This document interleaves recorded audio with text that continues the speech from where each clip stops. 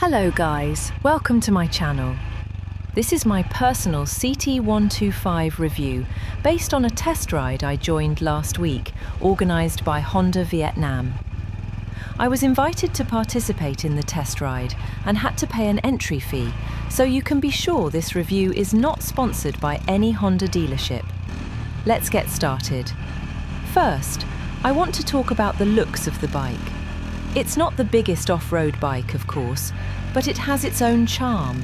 Compact and nimble, very Honda Cub-like. That's a big plus if you like the classic Honda Japanese style.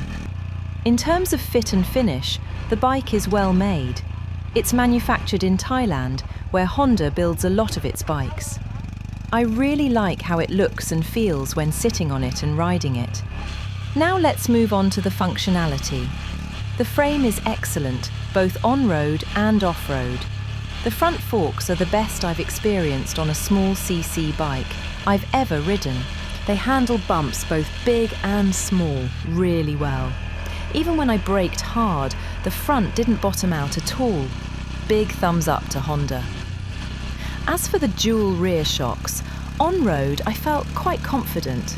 However, once I went off-road, they started to slide and didn't feel very stable. On the positive side, I'm a bit heavy for this bike, so I wouldn't worry too much about this unless you weigh more than 60 kilograms. Otherwise, you might want to switch to aftermarket rear shocks, Öhlins for example. The brakes are disc both front and rear, with ABS on the front. Brake power is adequate, however, you may want to turn off the ABS when riding off-road. I don't have much to say about the stock tyres since I don't have enough off-road experience with them. The pillion seat is very comfortable, but if you're taller than 1.7 metres, you may feel a bit cramped. The rear carrier is very big and sturdy, which is a huge plus if you plan to carry luggage or install a top box. The dash is quite nice and very clear, though I do wish it had a gear indicator. The gearbox is well tuned for off-road use and feels very smooth. The top speed I was able to reach was around 90 kilometers per hour.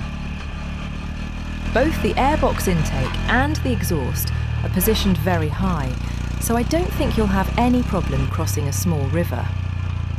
About the exhaust note, Honda has done a bit of tuning on the stock exhaust, and it actually sounds really nice on its own. It's not loud, but it has a pleasant character and fits the bike well.